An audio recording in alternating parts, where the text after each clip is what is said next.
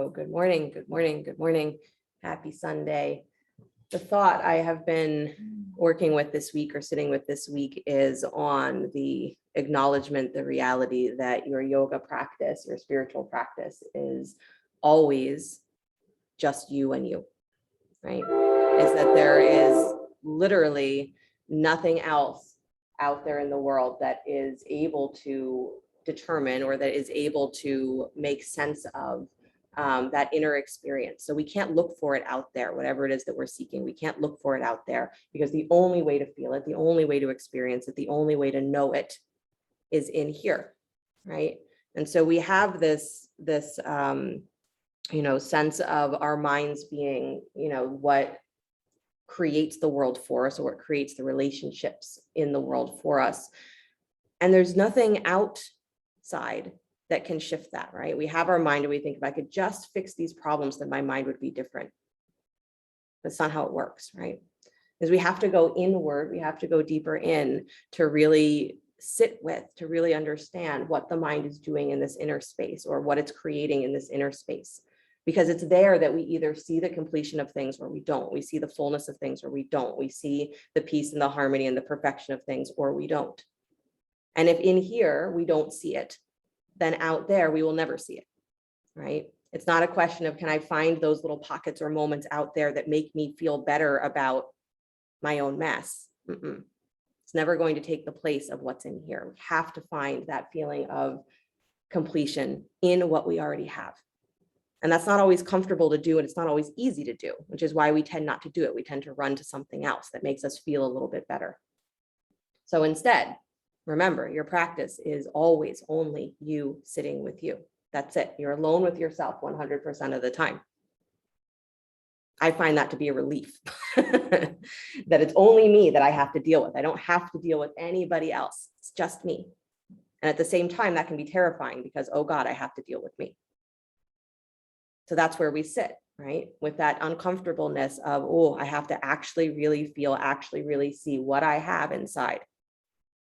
And to see it not just as a mess, but to see it as woven into a perfection that maybe the mind can't quite grasp. We just haven't seen it yet. But as soon as we do, right, in yoga, the teaching that says, once you see it, you can't unsee it.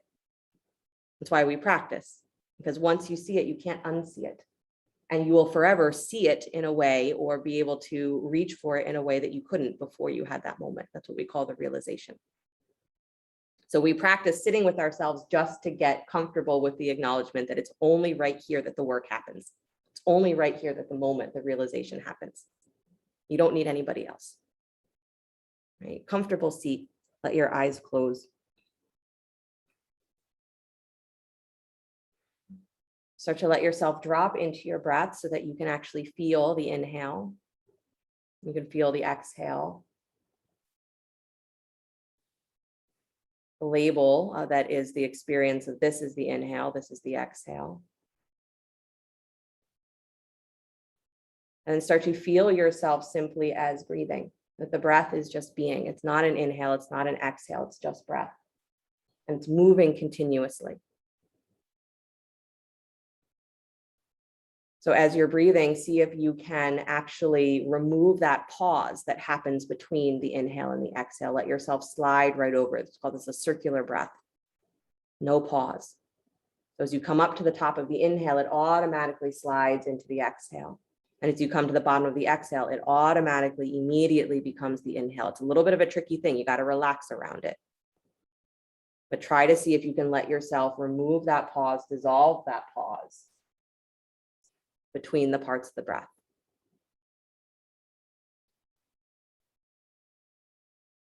And like I said, the more you try and grab at it, the harder it becomes. You have to relax. That's the trick.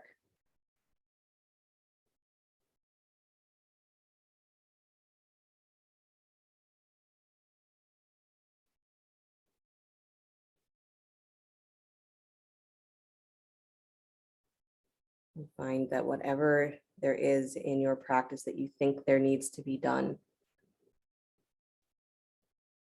it's not the doing that gets you anywhere. It's not your mantra, it's not your visualization, it's not your Ishtadevata. All of those things help. If you don't know what an Ishtadevata is, don't worry. It's not which asana you do. It's not which pranayama.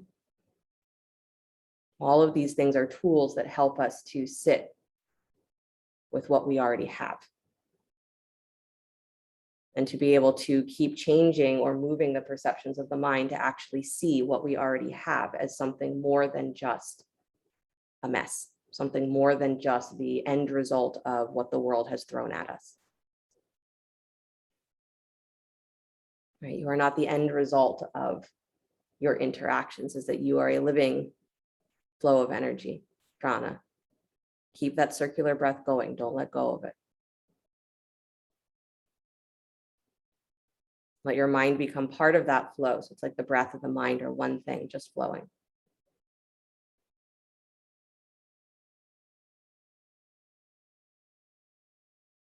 And again, remember, the key is to relax.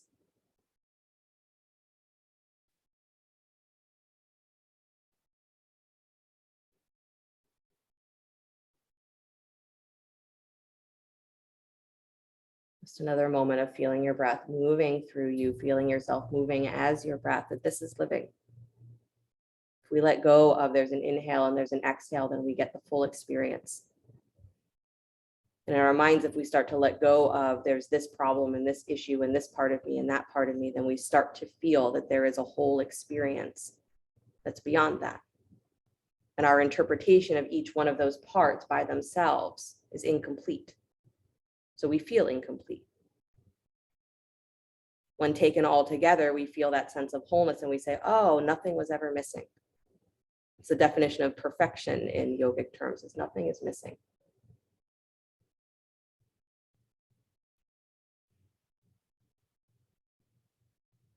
Like the last cycle of your breath where you feel the inhale become the exhale, and at the end of the exhale, let go of the attention on trying to remove the pause. Just let your breath return to the way it wants to move.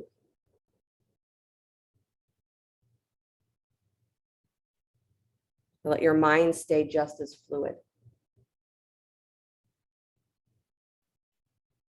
And that's the practice, right? Is no matter what you're doing, let your mind stay in this state of fluid where it's just moving.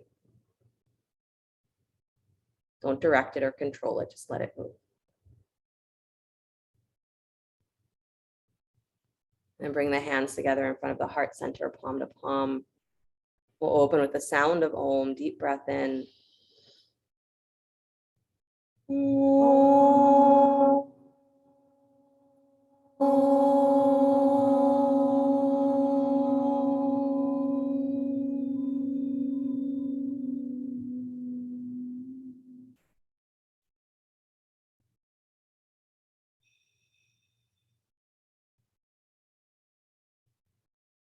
Let the eyes float open. Nice, you guys. You can release your hands, please. Come forward onto hands and knees. And start to circle your hips. So do hip circles, big ones, little ones. And again, if the SI joints are really bugging you, is try not to do too much swiveliness of your hips. So not a lot of, micro movements, but let it be sort of larger whole body movements. Right. So the key with SI stuff is that you want both sides of the pelvis to really be staying in line with each other as much as you can. So you're not moving one side differently than you're moving the other side. Good. So again, you can do hip circles where it's a little bit more of that hula hoopy action that's kind of isolated in the pelvis, or you can do it more whole body. Move yourself the other direction. So again, if the SI joints are bugging you, a little bit more whole body is probably going to feel a little bit better. If they're not bugging you and you want to do that little hula hooping, get a little bit more isolated into your pelvis, go for it. Good. And if you just want to do your hip circles without thinking about it, just leave me alone. Good. Come back to stillness, please. Nice. If you have a block, grab a block. Yep. And I want you to place that block between the upper thighs. You're still on hands and knees, but place the block between the upper thighs so you can hug it with your legs. There you go, on its narrow setting. Good. And then you're spreading your fingers nice and wide. Tuck your toes, lift your hips, come into downward facing dog with the block between the thighs. Good.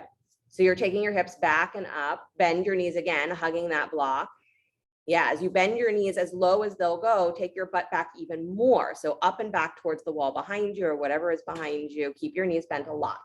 The more you bend your knees, the more space you give to your lower spine. So bend your knees a lot, drop them low, and then pull your hips way back, thigh creases up and back. Good, and hug that block. Good, now start to take the legs any amount towards straight. Good, lifting the hips nice and high, but squeezing the block between the upper thighs. One more time, bend your knees a lot, still hugging that block. Good, as you hug the block, as your knees bend, drop your hips, pull back, tops of your thighs, back, back, back. So I want your spine as long as it can get. Good, and then still hugging the block, lift the hips nice and high, letting the heels soften towards the floor, keep hugging that block. Good, and then really fun here, if you can, jump your feet forward towards your hands with the block. Maybe waddle your feet if jumping is not an option. Good, but come to the top of your mat, block between the thighs. Good, standing forward fold. If you need an extra block underneath your hands, make sure you have it. Good, so again, hugging that block between the thighs, bend your knees, drop your seat like you're coming into chair, but keep your hands on the floor. Good, hands on the floor or blocks. Yeah, butt moves back, knees bent a lot. Scoop your belly. Good, keep hugging that block, scoop your belly, get really into the wideness of your sacrum, that low part of your spine. So the lowest part of your belly pulls up, hip points up off your thighs. That's it. And now start to take your hips nice and high, keep your belly that scooped, drop your head and hug that block. Hips rise up as your legs come to straight. Good, so you're just doing really slow kind of movement here, whereas you hug the block, you're kind of activating inner thigh, outer hips, which is gonna help release the stuckness around the low back. So bend the knees again, please. Keep hugging that block. Let your butt move back in space. Good. Keep your hands on the floor or blocks, round into your low belly. So pull those hip points up, hollow. Make your back like a turtle shell. Good. Round, round, round. Keep your hips low. That's it. And then stay rounded in your back. Press into your heels. Start to take your legs to straight, pushing your hips up towards the sky. Keep your head dropped. Good. And then bend your knees last time, taking your hips back and back behind the heels, scoop into your belly. So again, you have all of that same engagement, and then start to take the arms forward and up all the way into chair pose, but keep hugging that block. Good, keep lifting your ribs up a little bit higher. Keep lifting your hip points up off of your thighs and keep your hips low. Good, but keep drawing your ribs in and lifting your ribs up higher, but keep your hips low. One more breath, hug that block. That's where all your power comes from, right?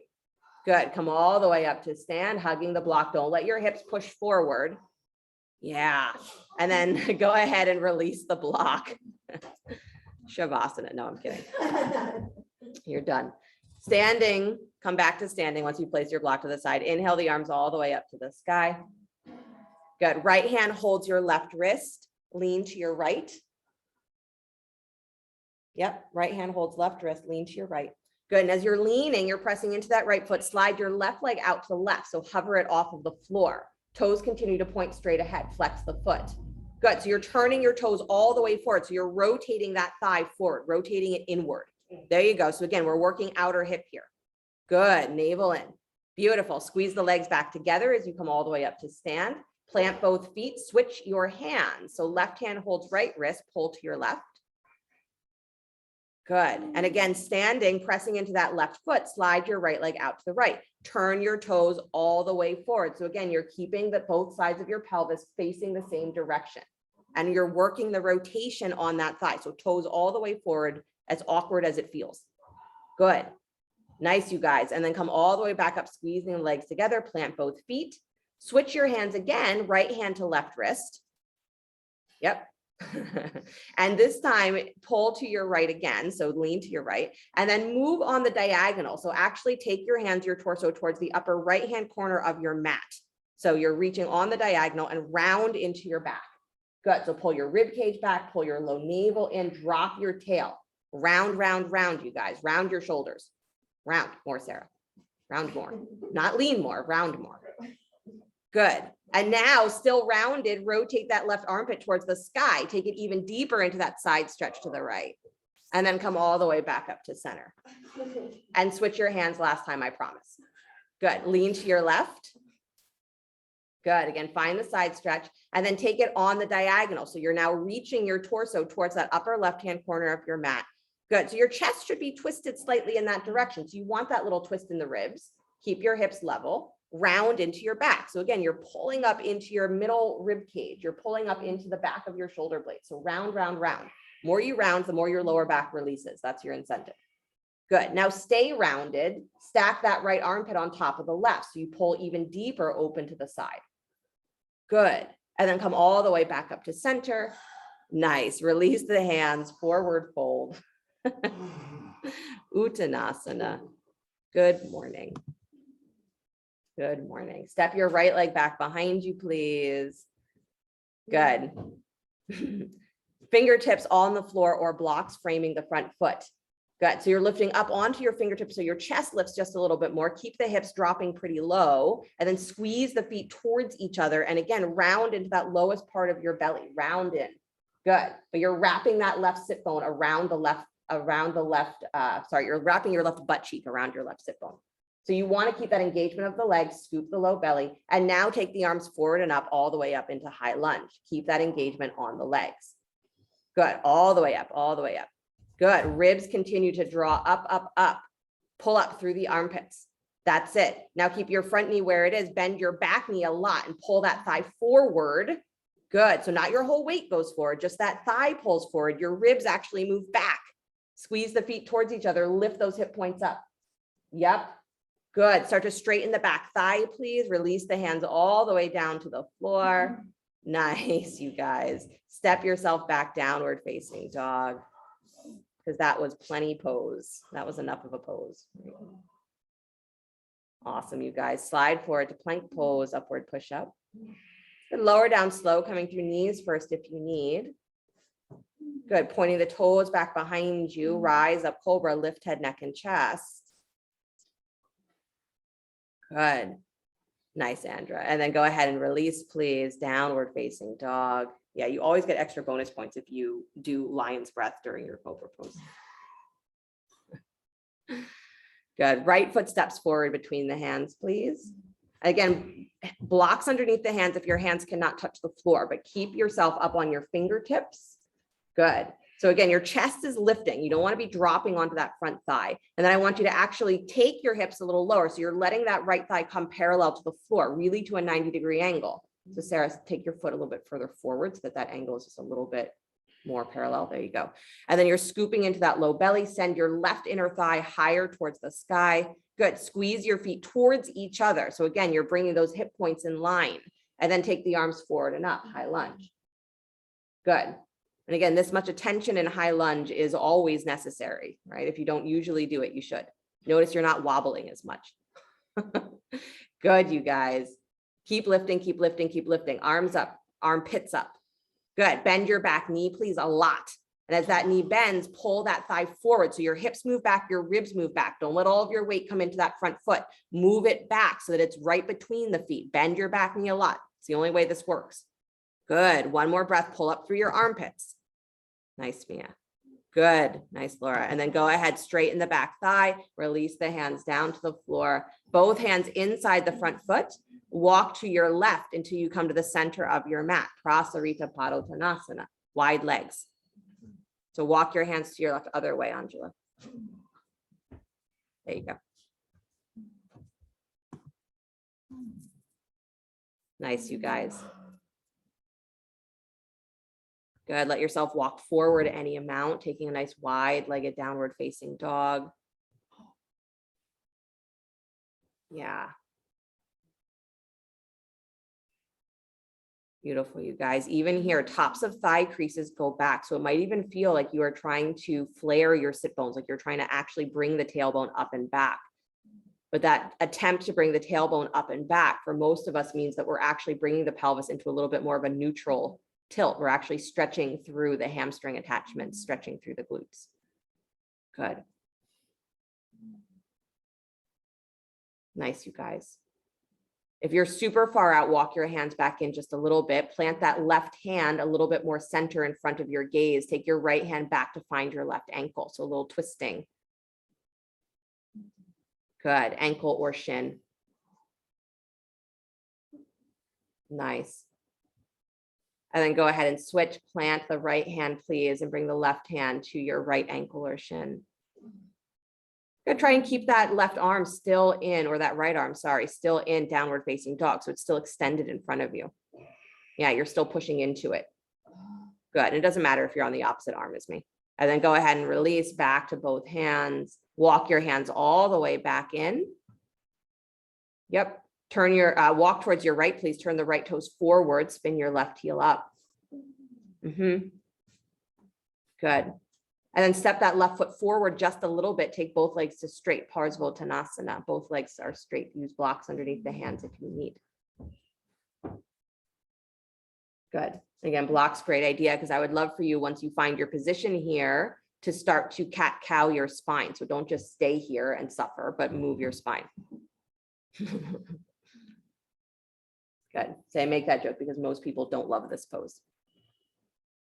Or we love it, but we also find it challenging. Good. So cat-cow your spine. So you're really getting into this sensation of trying to move your pelvis, tilt your pelvis in this pose. Good.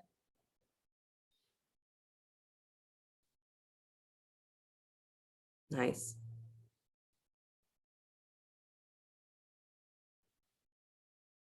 Yeah, so a lot of what helps to relieve that positional tightness that happens in the SI area, or that happens in the lower back, is we actually have to use some of those big muscles of the hip that get stuck. And we actually have to use them so that they're not keeping the bones out of alignment.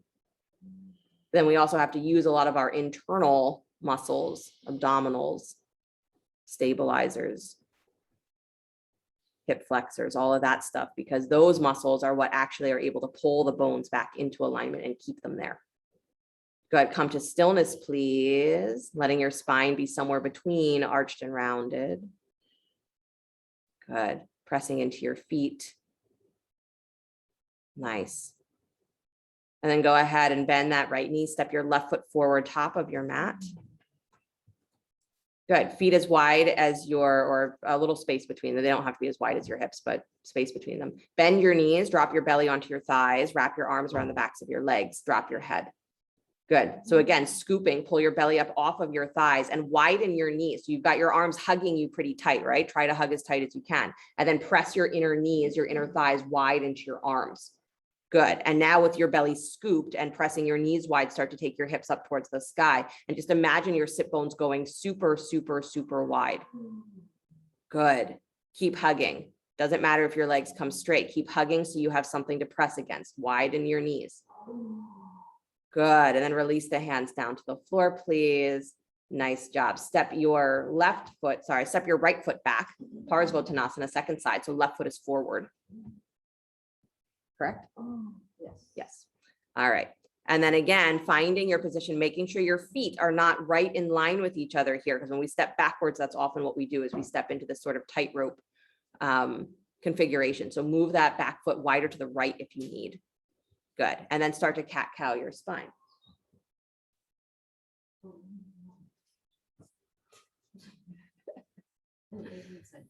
Yep. Nice, you guys. Good, Meredith. Nice, Heidi.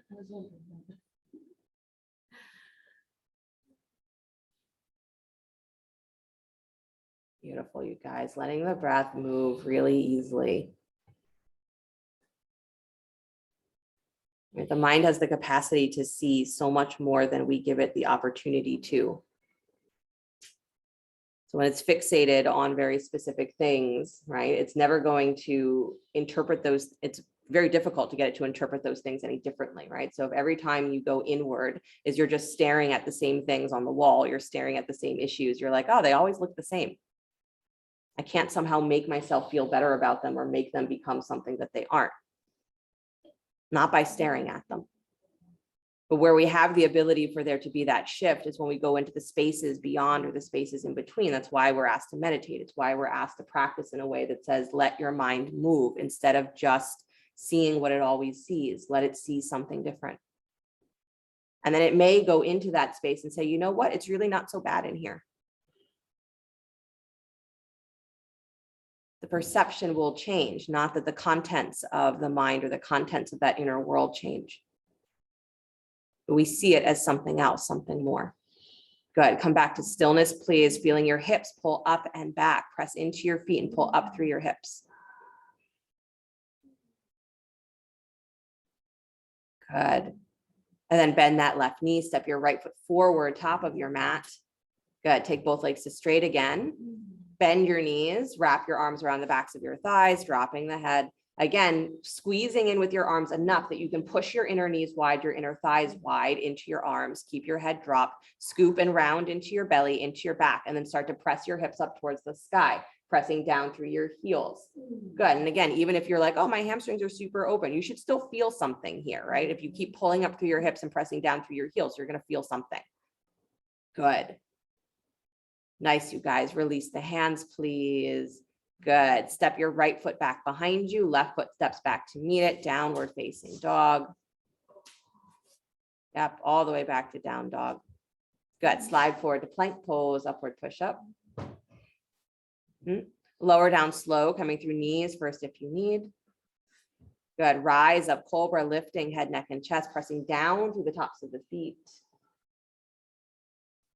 Good. Nice, you guys. And then release, please. Pressing back up onto hands and knees. Widen your knees. Press back, child's pose.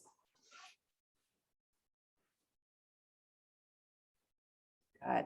And in your child's pose, nice to press down into the shins so that you keep some of that energy active through the legs. As you keep the energy active there, again, it becomes a little easier to engage the low abdominals, the low belly, just a little bit. So again, you feel the support of the front of the body for the back of the sacrum. Good.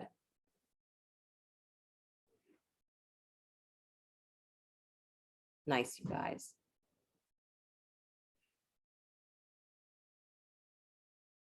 Take one more full breath all the way into the back of your body, all the way down into the base of your spine, base of your belly. And then walk yourself all the way back up. Come to a high kneeling position. Bring your hands to your hips. Good. And step your right leg out wide to the right. Gate pose. Good. Make sure your heel is in line with your left knee. So you might have to bring that foot slightly forward. And again, doing that, make sure that your hip points, so again, those bony parts of the front of your pelvis are in the same line with each other. We say your headlights, right? If they were pointing as headlights, would they be facing the same direction? So that's what you want, is to move them so that they're in line with each other. Good. Stretch the arms out and wide. Slide that right arm down the right leg. Take the left arm over the ear. Good. Again, reaching all the way up through that left side of the body. You got it. Nice, you guys. Good. And then come all the way back up, arms out and wide.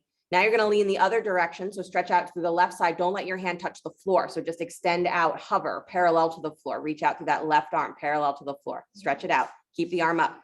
Yeah, keep it up. And then take that right arm over the ear as well. So both arms are reaching.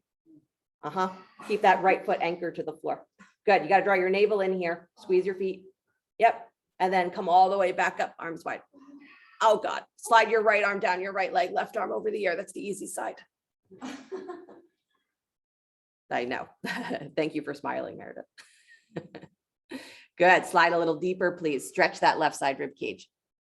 Good. And then come all the way back up to center, arms wide.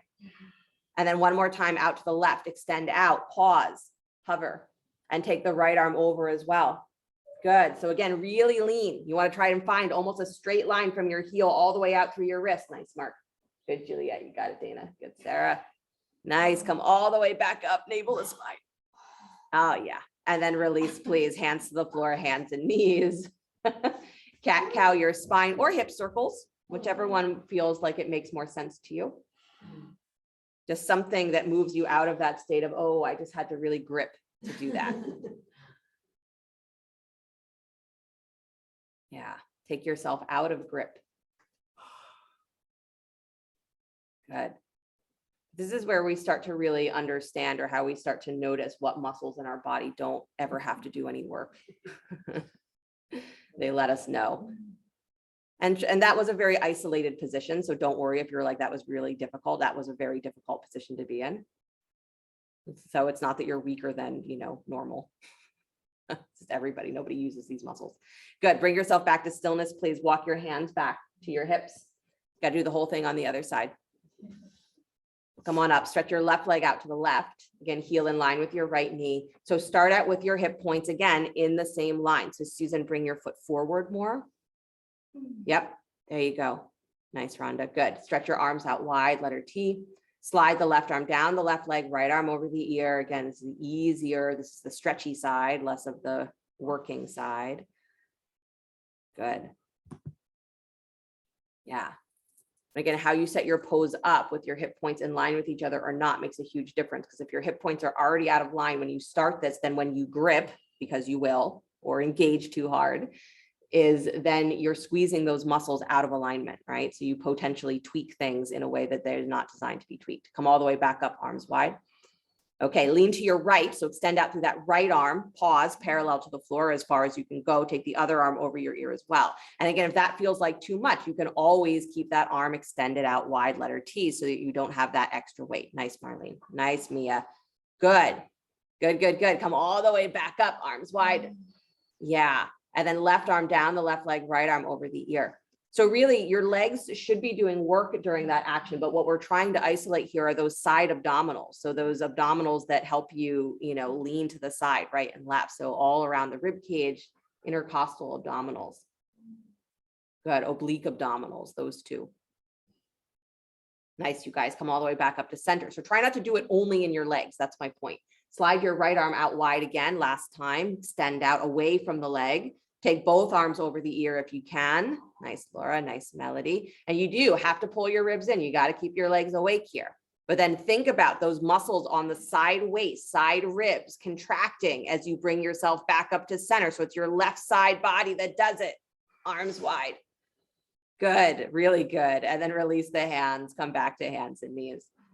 When I talk in that voice, it helps you, right? Yes. Good. Again, cat cow or hip circles. Take yourself out of your grip. Round. Round more. I know. I did used to teach in gyms, not like that, but I did hear it a lot, Good. And I mean, the reason people teach like that is it is effective, right? Good. Come back to stillness, please. Stretch your right arm out wide to the right. Some of you are like, I don't know if it is. Take that arm behind your left wrist. So thread the needle. Right arm slides behind your left wrist. Right shoulder finds the floor. And then take that left arm forward in front of you. Good. Reaching long through that same side waist, right? So tuck that left sit bone back and in, left butt cheek back and in. That's it. Good. Nice, you guys. It's kind of nice to practice in a quiet way instead of that aggressive, I'm trying to really get somewhere way. It's great. Our practice should make us stronger. It should absolutely make us aware of where we've been ignoring ourselves or where there's a need to bring balance, right? That's really what we're talking about when we're trying to work therapeutically, is that we're trying to bring the body back into its natural balance, where nothing hurts, where nothing is out of place, nothing is out of whack. Everything is doing its job, right? Nothing is missing. Perfection. Come back to center, please. Hands and knees. And then thread the needle the other way. Take your left arm out and wide and slide that arm behind the right wrist. So your shoulder finds the floor, or maybe it doesn't find the floor, but you're reaching underneath you. And then take the right arm forward in front of you, any amount. You can always stay up on fingertips or keep the elbow bent. That gives you a little bit more space in the shoulder. And again, tuck that right sit bone here back and in so it's not swiveling out to the side. Good. That helps create a little bit more space on the side waist. And again, balances your pelvic bones, balances the SI bones. Good. It's nice to practice in this sort of quiet way that you are just trying to move things so that you're able to see more clearly.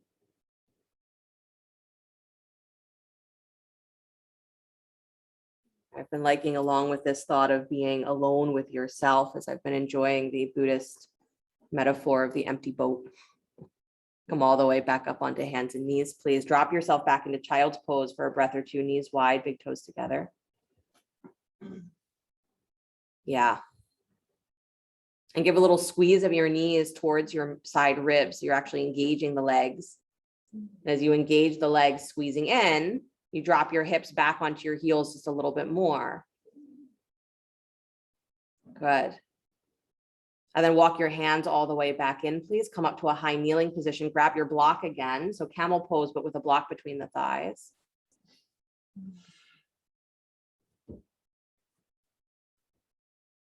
Good. Whether you like it or not, block between the thighs. Good. So you have something to hug, because again, working this inner thigh, outer hip energy is really conducive for balancing the pelvis, right? So we can't quite get away with not doing it if we want things to move and stay where we want them to be. So you have a little hug of your thighs against that block, and then take your hands to your lower back, please. Palms flat, fingers pointing down. So it's like you're just moving your hands in the same direction as your sacrum, and then draw your low navel in. So you're not leaning anywhere. You're just drawing your navel in. So you feel a little bit more pressure, like you're pressing your low back into your hands. So the tops of your thighs are moving back. And then keep that, drop your tail, and then get super tall, lift up through your side ribs, side waist, collarbone, sternum up to the ceiling, up to the ceiling, up to the ceiling. Keep doing that. And without leaning anywhere, just start to tilt your sternum all the way up towards the ceiling and keep that pressure back against your hands. So don't lose that. So collarbones up, sternum up, keep your low back pressing into your hands. Now start to lean back just a little bit. Keep that pressure in your hands. Keep pulling through your side ribs, sternum up. That's the only cue here. Sternum up. Don't worry about how far back you're going. Sternum up and lean back like your head's going to touch the wall behind you. Good. Don't reach for camel. Reach for a bigger back bend. Sternum up. Hands at the sacrum. Press your sacrum into your hands. One more breath. Squeeze that block. And then navel to spine. Again, don't do it with your lower back here. Do it with your belly. Come all the way back up. Good. Release the block to the side, please, or place it between your feet. Comes to sit back in Virasana, so between the heels. And again, if you can't sit comfortably between your heels, place the block between your feet, sit back on the block. So not on your heels, but between your heels. So your butt should be coming to the floor in theory if you're not using a prop. If your butt cannot come to the floor, place a block underneath your butt. Good. Nice. Excellent, you guys. Yeah, and if this position does not work for you, Virasana does not work, then you can come into whatever seated position does work for you. Good. Then a little alternate nostril breathing. So bring the right hand up in front of you, curl the first and middle finger in, or take it to your third eye. Extend thumb, ring, and pinky. Breathe in. Thumb to right nostril, exhale out through your left. And then inhale through the left. Close off, exhale through the right. Bless you. Inhale through the right. Close off, exhale left. And continue inhaling left, exhaling through the right. So the empty boat metaphor, if you don't know it, is essentially that there is a man who's out on a foggy lake, right? Assume he's out fishing. And he keeps getting, his boat keeps getting bumped, right? And first it seems like it's a floating oar or something like that. And he's like, oh, that's weird. Somebody must be, in another boat not paying attention. So his boat gets bumped and he's irritated. And then his boat gets bumped again. And he's like, hey, pay attention. I'm here. Like, what are you doing? Pay attention.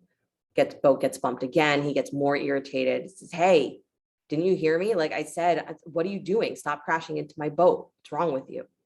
Happens again, he gets more irritated. Now he's, insulting this other person in the boat, and he's not getting any answer back. So he's getting more and more infuriated, right? Raging. And finally he, the boat crashes into his one more time, and he grabs onto it, and he's ready to leap into that boat and just murder the person who's in there. There's no one in there. Whole time it was an empty boat. And just the movement of the waves kept bumping it into his. So all of that energy, all of that emotion was at nothing, right? There was no target, and even if there was a target, the only one that was feeling all of that was him. Empty boats. And that's the thing, is we are surrounded in the world by empty boats. So everything that we want to attach to and say, it's because of this, it's because of that, that I feel this way. It's because of all of this that needs to change before I can change. Empty boats. There is nothing out there that is able to turn you into something that you're not. But our minds have the ability to transform what we think we are, who we think we are. So that's what we mess with, right? We sit with that feeling of where is it in us that we want to take all of that emotional energy and throw it at an empty boat. We want to say, because of that empty boat, this feeling has to stay here like this. No, it doesn't. To call this undoing your conditioning. Nothing has to stay the way that it is. We let go of that grasping and things will be as they are. But they don't have to stay the way that we assume that they are. Becomes that free flow again. And that's what the yogis say, is that's your liberation, is when your mind is in this state where it's able to just flow, and all of that emotion is, you'll still feel it. Emotion will still happen, reaction will still happen, but it won't be something that dictates your world. Right? The raw energy of emotion, if you don't give it a name. Power behind that is that the same raw energy that could be anger can also be compassion. The same raw energy that is fear can also be love. As long as we let go of the name, we let go of the grasping, we let go of the empty boat that we're throwing it at. It's just you in you.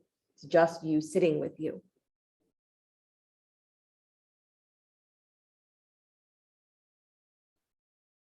A couple more breaths.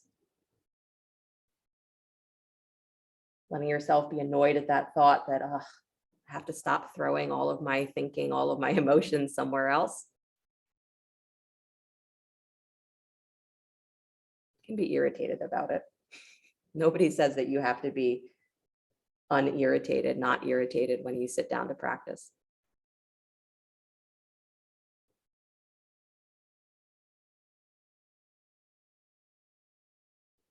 Good. The end of the next exhale, or the next time you exhale through the right nostril, release the hand. Let your breath return to its flow, whatever it wants to be. Again, this seated position is one where if the SI joints are bothering you, it is considered a little bit, it's more suggested than cross-legged seats, because again, the cross-legged seats involve a rotation on your pelvis that can potentially irritate SI joints. So this is a more neutral position. So you keep that in mind. If something is bothering you in your lower back, sit like this instead of cross-legged, if you can. Again, if you can't, use more props underneath you when you sit cross-legged. Good. Nice, you guys. Slowly release, come all the way up off of your block, place your block to the side, back onto hands and knees, find your way slowly back into downward facing dog, because again, your knees have been folded for a while.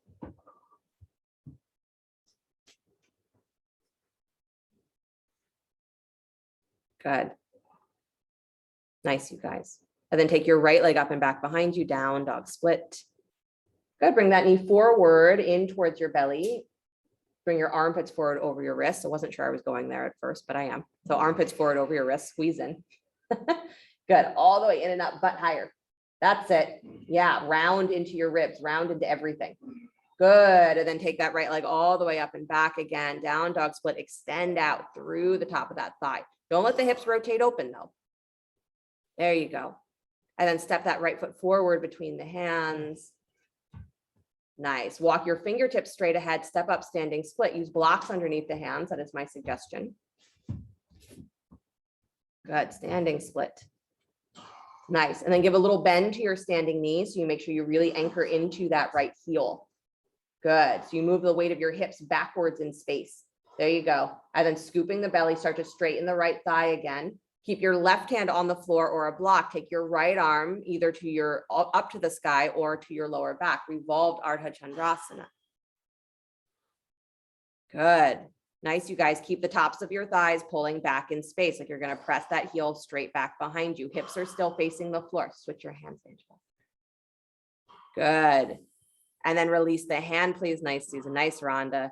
And step that foot all the way back behind you. Nice job. And then back to downward facing dog. Good. Notice the poses that I'm avoiding, right? Slide forward to plank pose, upward push-up. Lower down slow, coming all the way to your belly. Rise up, cobra. Or notice the common theme of all of the poses that I'm focusing on. It's a quiz at the end of the class. Downward facing dog. Good. Left leg up and back behind you, down dog split. Good. Bring that knee forward towards your nose, armpits over your wrists. So squeeze everything in and round. So pull up through your armpits, pull up through your ribs, pull up through your hips. Good. And pull that thigh forward. Yesterday, I had them going from here and extending the heel straight forward through the arms into Hanumanasana. So we could be doing that. Good. Take the left leg up and back behind you, not for SI joints. If you have SI joint stuff, I don't recommend full Hanuman unless you're really, really skillful at it.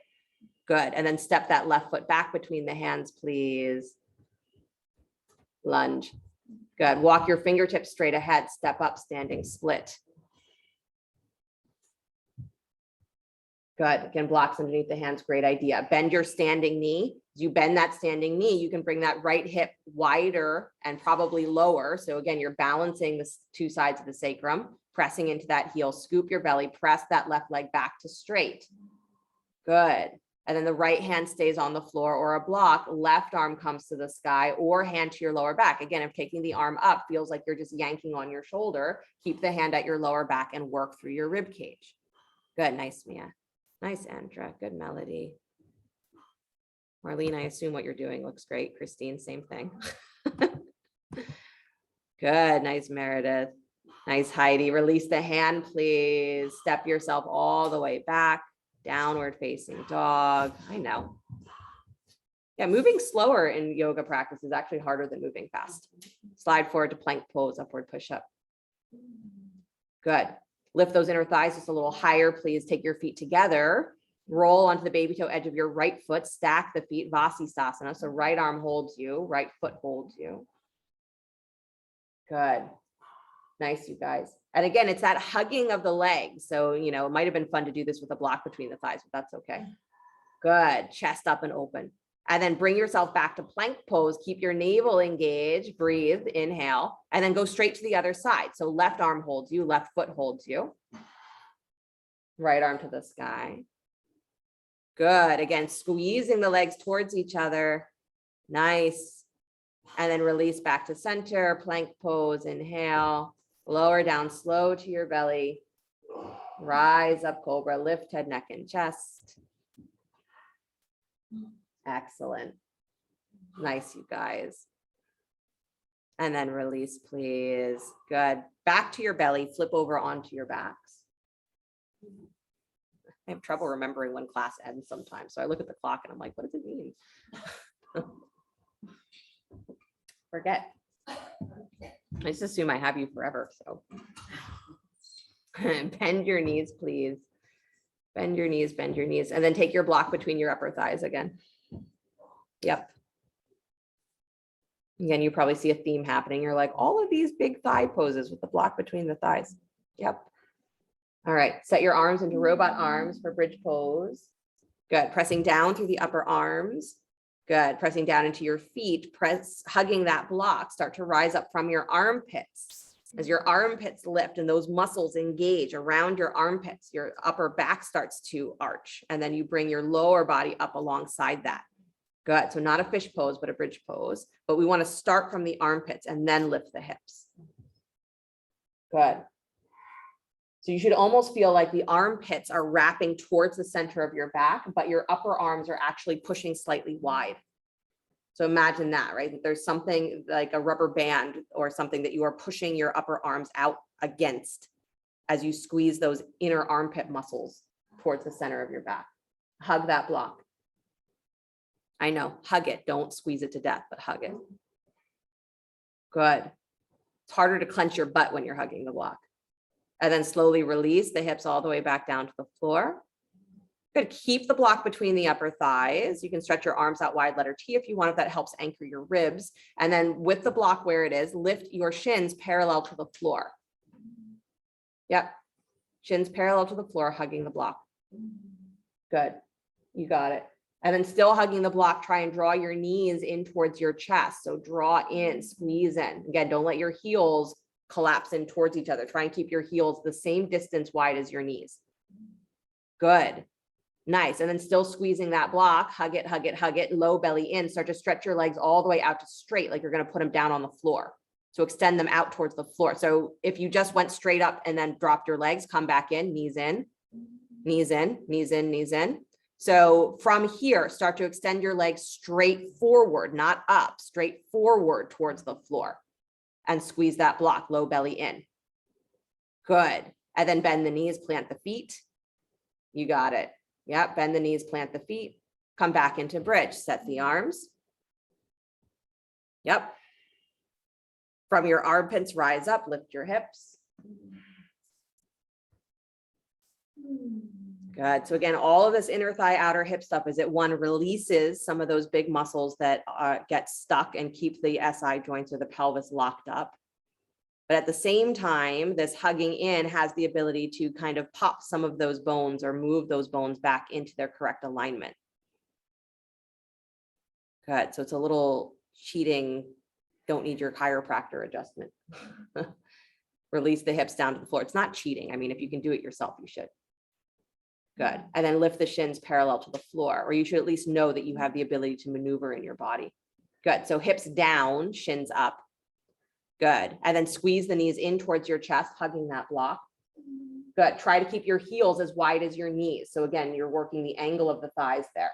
And then maintaining that, start to stretch your legs straight down towards the floor. So you're angling out. So don't take them up to the sky and then down. Stretch them straight out from your hips and squeeze. That's what helps reset the pubis bone. Good. And then bend the knees, plant the feet one more time, bridge pose. Good. Set your arms, rise up from your ribs and lift your hips. Nice, you guys. Good. And then slowly release the hips back to the floor. Take your shins up parallel to the floor. Squeeze your knees in, still hugging the block. Hug, hug, hug. Keep your low belly engaged. Low back stays on the floor. Extend your legs straight forward. Yeah. So as low of an angle as they can manage. Extend and squeeze. Good. And then bend the knees, please. Plant the feet. Remove the block. Let the bottoms of the feet come together. Let your knees go wide.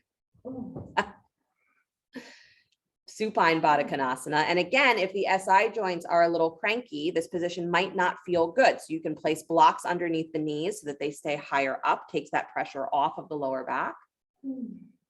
Or you can lift your feet up off of the floor and come into that Badakanasana with your knees angled up towards your armpits, feet not on the floor.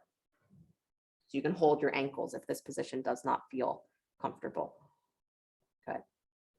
So it's your key, right? Anytime we are rotating the legs, especially outward, is that shortens or pushes the SI bones towards each other in the back. So it makes less space there. So parallel positions are more relieving for the lower back, or internally rotated positions are more relieving for the lower back. So as much as we love supine Badakanasana under most circumstances, many of us do anyway. If you have SI joint stuff going on, it might not feel good. Don't make yourself suffer through it. Change the pose.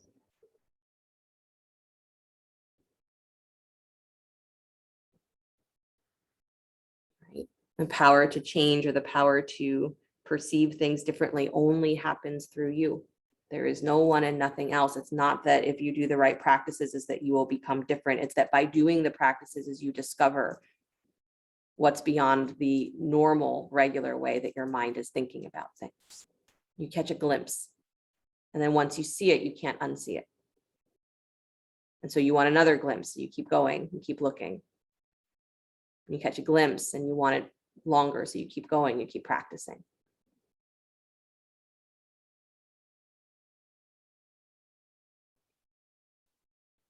And eventually it said that we start to get to where in the Krishna stories, the gopis, milkmaids, When Krishna leaves the village, they're all devastated because they love him so much. They're like, how can we possibly be joyful without him here, without that presence right next to us? How can we possibly be happy? And they decide, or, through his greatest devotee, she starts to just call everything Krishna. Everyone thinks they've gone nuts because they're walking around talking to the cows and calling them Krishna, and talking to the trees and calling them Krishna, and talking to their kids and everybody else, calling everybody Krishna. Everyone thinks they've gone nuts. They're insane. They don't see what's there. And so the king, or the one who, rules that region, eventually sends someone to that village and says, can you go see what's going on? Like, I'm a little worried that there's something in the water, or like something is really wrong here. So he goes and he speaks with them and, says, why are you doing this? These things are not Krishna, you know it. What are you talking about?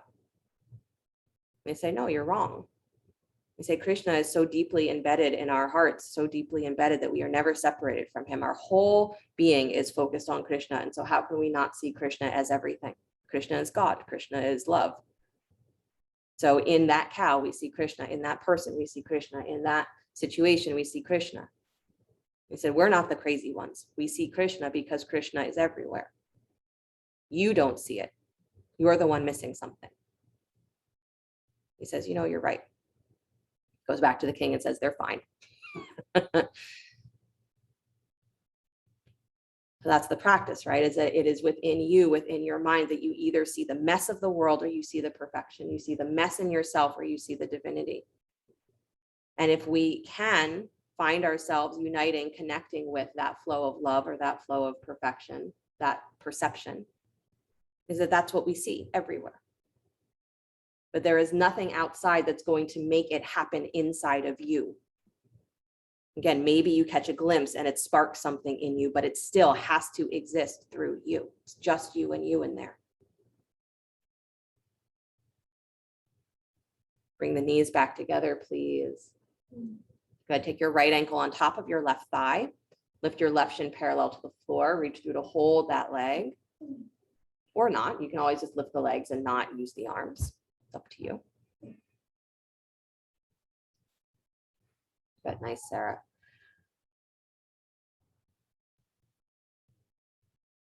It's a really fun one of those stories where you think about it on one level and you're like, oh yeah, when you really love someone is you're never far away from them. And they're like, no, it's not just I wish they were here. It's that literally I am so connected to that feeling of love. It's that feeling of bliss that I see nothing else. Nothing can take that away from me.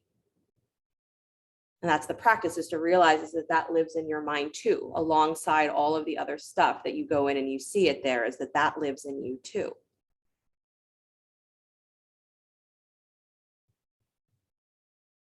In many of the tantric practices, it says that when you start to awaken the Kundalini energy and it starts to move through the body, is what it does is it absorbs all other energies into it. Right? So the chakras and all the rest of the subtle body energies start to unite with the Kundalini. It absorbs everything. And that's what so powerfully moves us into that state of connection, because there's nothing else, right? It literally takes everything with it, no separateness.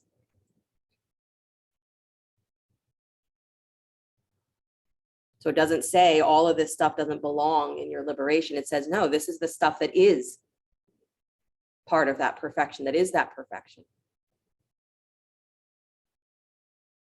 And it's just through our minds can we actually feel that as ourselves and not make it such a big deal. That's the thing. If you don't make it such a big deal, it's more attainable.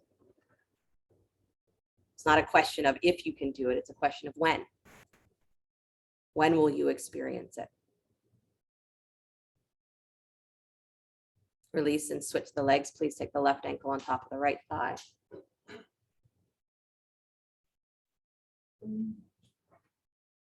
So we are able to take whatever energy is in us. Again, if it seems like they are what we call negative or destructive or whatever, again, that raw energy of emotion, if we don't give it a name and we don't give it a pattern, we don't throw it at something, because it's just raw energy. It doesn't have to stay as anger or fear or doubt or whatever it happens to be, as it can be rerouted into compassion. It can be rerouted into love. It can be absorbed into that. but you're the only one who can do that. It's just you and you. And the great news is that nobody else has to do anything for you to get there.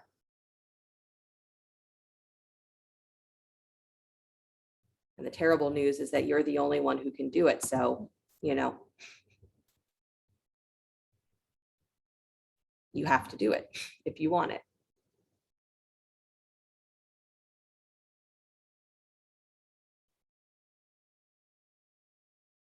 To be in that state where you know that there is nothing missing in you, whatever is there has the ability to fit into that understanding of perfection.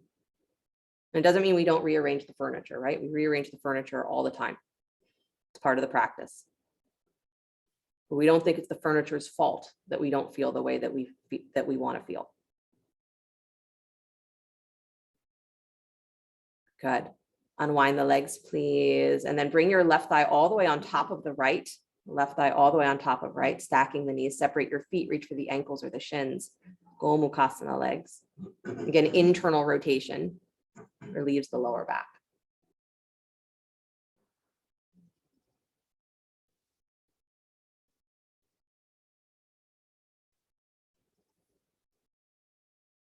Good. Then release and switch, please. Taking the other leg on top, separating the feet, reaching for ankles or shins.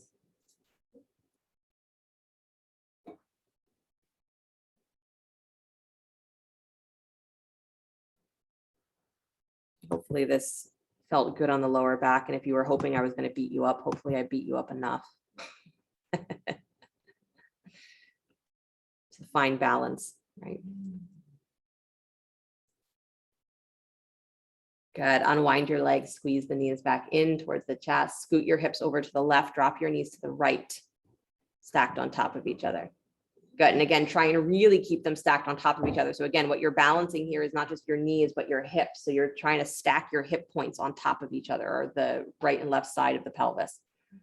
Good. Knees angled up slightly towards your belly. So if your thighs are not in line with your hips, bring them up higher. Again, easiest angle on the lower back.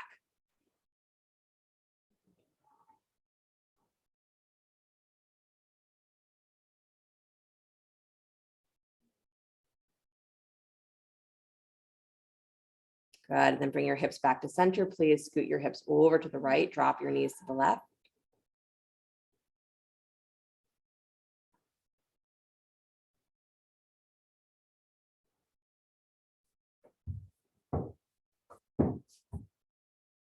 Again, keeping the knees stacked, drawing the knees up slightly higher towards the belly. So again, you have that line of hip to thigh or hip to knee, being very easeful straight from the hip.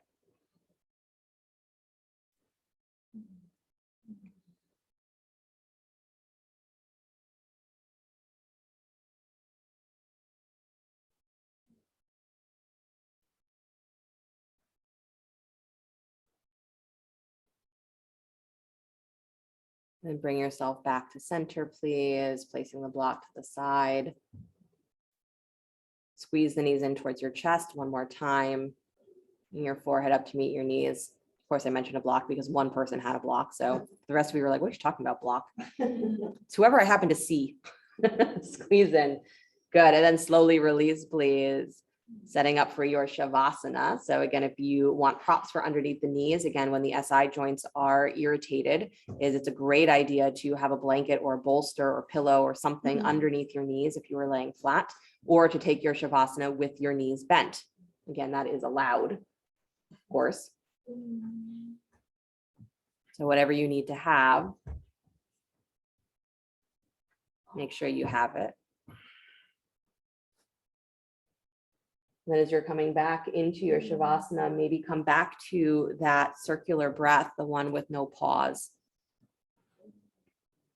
And if you would like to, again, if you enjoy the visualization of your chakras, the energy centers through the spine, you can certainly imagine that breath as it flows through the body, right? Uniting each of those chakras from the crown of the head all the way down to the base of the spine. You can move through the color visualization if you'd like. It's just the rainbow spread from purple all the way down to red at the base. And then circulate that energy all the way back up And again, no pause, allowing the breath to flow, allowing the energy to flow through you as though you can feel yourself as part of that circle of energy. And if the visualization sounds like too much, just stay with the breath. And when the breath feels like it's too much effort, let that go as well.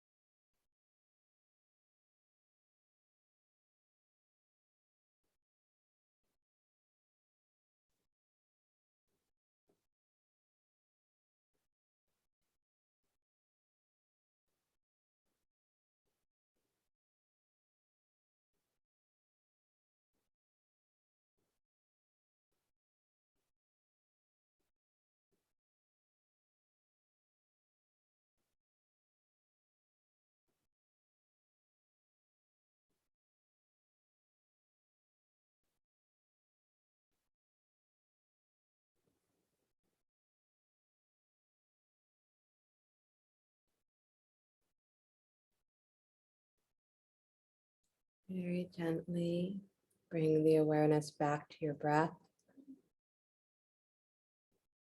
The body begin to stretch and move, not only in whatever ways serve it well, but with the intention that as you are rising back up, coming back into outer world, is that you are rising up to meet God. Whatever else you have with your day, God is your co-pilot, whatever your version of that is. Divine energy is your co-pilot, nature is your co-pilot, whatever. But you are bringing yourself up with the intention of that coming with you. So do it with care. Do it with attention. Don't just fling yourself back into your life and say, well, here we go again. Bring that completion, that perfection with you. Come back to your seated position as you're ready. Don't overthink it.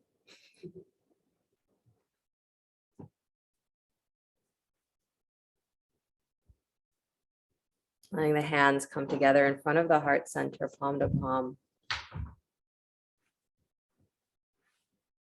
In a bhakti practice, so that's the practice that is devotional, right? That's looking for that big energy that holds us and saying, I'm relating to you through my heart, more through my heart than through my mind, or I'm trying to relate to you more through my heart than through my mind. In a bhakti practice, it said that when you stand before or stand within that big energy that we call God or we call the divine, is that you make everything an offering, the best that you have and the worst that you have. You leave nothing out. And that by doing that, by not saying, oh, I'm going to, want this energy in my life, I have to sweep all of my mistakes and all of my issues under the rug and hope that God doesn't notice. Sorry. God knew from the beginning. So when we don't do that to ourselves, that we have to somehow sweep parts of ourselves under the rug, we start to make the offering of the best that we are and even the worst that we think that we are, as we lay it all down and say, in this mess, there is the perfection. It's not one or the other is good and the other is bad. It's that within all of this, there is a completion where nothing in me is missing. And by doing that practice, it said that we get a little closer to feeling that real love, not just for ourselves, but we feel that real love as something that unites the world, creates the world, always has created the world. There's nothing else. But you don't feel it outside, you feel it inside. That's only you and you. Even if you're imagining it's you and God, it's just you and you. That's the yogic teaching, is that you are that already. You are immersed in that already. You always have been, and you can't escape it. So all we're doing is helping the mind to sit with that reality that the perfection that it wants is right here in the mess that you have. It's just you and you.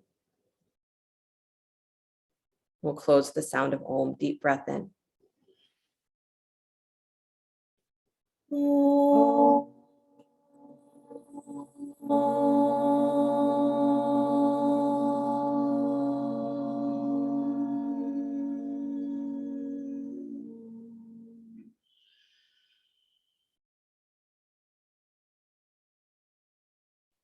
Sliding the thumbs up to the space between the eyebrows. Namaste. Thank you guys so much. Have a great rest of your day, great rest of your week until I see you again. Don't forget, if you're interested in the retreat with Cheryl and Eileen coming up in September or October? September. Make sure if you're interested in that you look at the details, sign up, all that good stuff, because you guys have time. Don't forget about the butterfly talks on Tuesday nights at 8 o'clock. Don't forget about the TTs that are teaching on Sunday night, 6 o'clock. So, come to that. It's all donation based. So come be bodies for them to teach. And then don't forget my Thursday night class at 6 o'clock. Can't believe you all don't come. Just kidding. Thank you, Veronica. Come to whatever you can. We love you. Thank you.